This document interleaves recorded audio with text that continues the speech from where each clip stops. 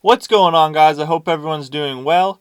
A couple of videos ago, I asked you guys to ask me questions. So in this video, I'm going to be answering all the questions that you guys left me. So without further ado, let's get right into it.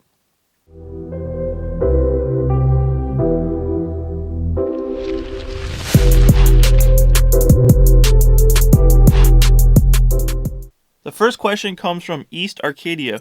They ask, what are some of the destinations you have in mind after the build is complete?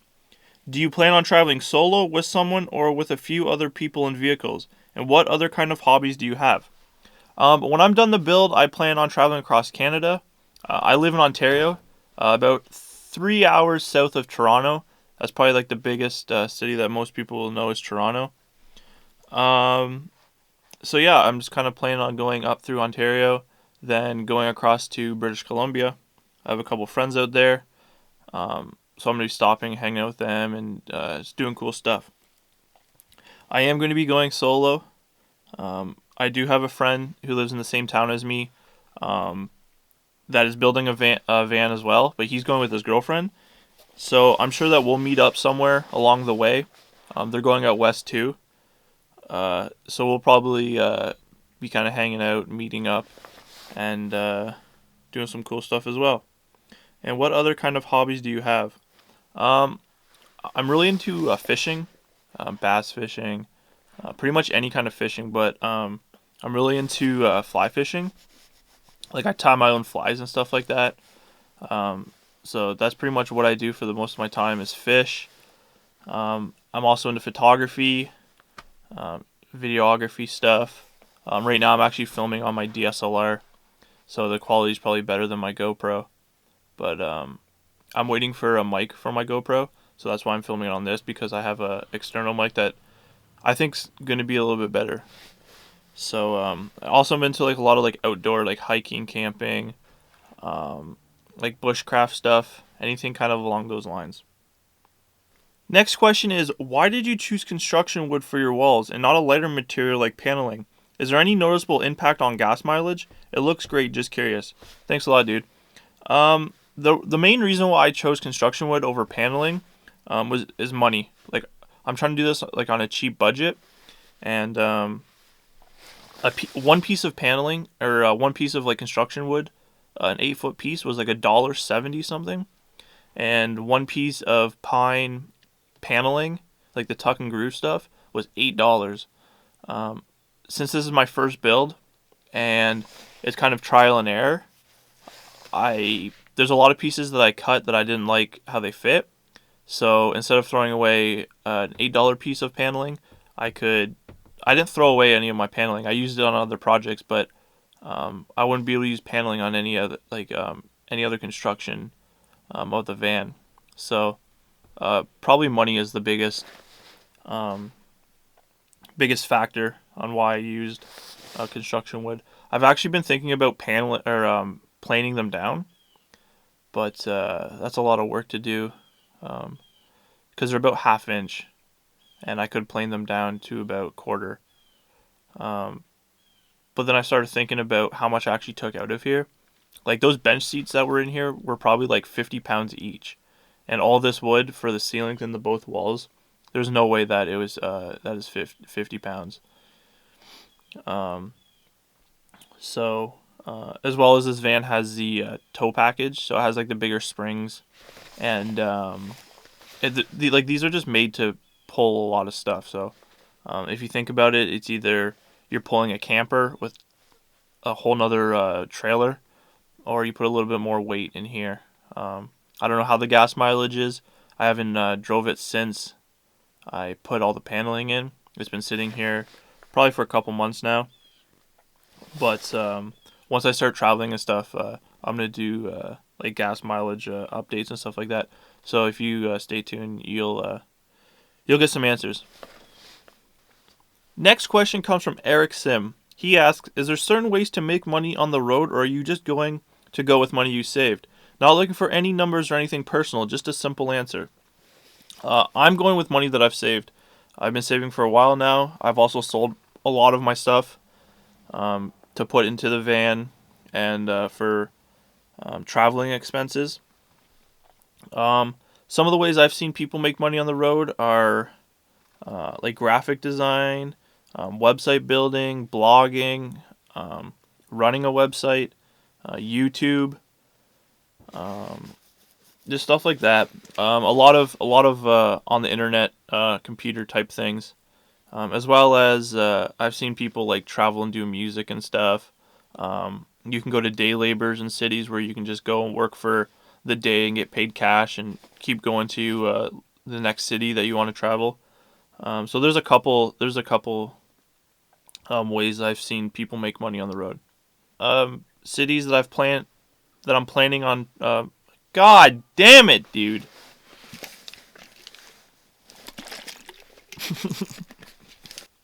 The next question comes from TrevDog100. He wants to know, what city/cities are you vanning in? You might have answered this in past videos, but this is the first one I've watched. Okay, so when I haven't really planned on a lot of cities that I'm going to be staying in. Pretty much just like little random ones that I'm done traveling for the day where I can just sleep and just keep going. But some of the main cities and places where I want to stop are a lot in Alberta. My buddy lives in Banff, so I'm going to be stopping there for a while. Jasper, Calgary, Fernie, BC. A lot of places in BC, like out in the woods, stuff like that. Just anywhere I can like explore or fish, and get some really, really cool pictures. Because that's another reason why I'm going, is to shoot some photos. Next question is a 4. We got a 4. We got a 4-part question. All right, the next question is a 4-question question. It's a 4-part question. First question he wants to know is, where did I get my walls? I got my walls from Home Depot. In the construction area, there's just 1x4 construction wood. Super cheap stuff. I think they're $1.70. I don't know the actual price, but they're under $2 for sure for an 8-foot piece. And I got, I think 30 of them. 30 or 40 of the 1x4s. The second question, he wants to know, what is your fridge setup like? Right now, I don't know what I'm going to do for a fridge. I have so much stuff going on here, I haven't really thought about it, or I haven't got a chance to sit down and do some research on some fridges. So if you stay tuned, I'm sure you'll know what I'm going to be doing for a fridge in the future. The third question is, why go for the water tank up above instead of the water tank down below? This is going to sound really weird, but when I first started looking into vans and stuff like that, I saw this old Airstream that these people made into a tiny house. And ever since then, like, they had the same kind of thing, like gravity fed sink. And ever since then, I just saw it and I just knew that's what I wanted to do in mine. I didn't want to do electrical pump or a foot pump or anything like that. So I just saw it and thought it was a great idea. So I'm just going to incorporate it into my build. And the last question is, are you going to do solar? Yes, I'm going to be doing solar. I'm going to have a 150 watt Renogy solar panel on the top connected to a Goal Zero Yeti 400. The main reason why I'm going with the 400 than like deep cycle batteries and stuff is because it's super compact and I'm not going to be charging that much stuff off it. Like all my lights in here are going to be run off batteries, so I won't be having a lot of power to be drawn, just like my computer and my camera batteries, which I can charge while I'm driving. I have a 12 volt charger too, so I can charge those while I'm driving. So I just thought that I'd go a little bit smaller, compact, and it should be good for me. Next question comes from Let's Go Eagles. He asks, why do you choose a GMC Safari / Astro, and will the Goal Zero be able to stay on overnight 12 volt only? The main reason why I chose the GMC Safari was because I'm going solo. I could have got a cargo van like the Ecolines, but I just don't think I need that much space. And they also run off a V8.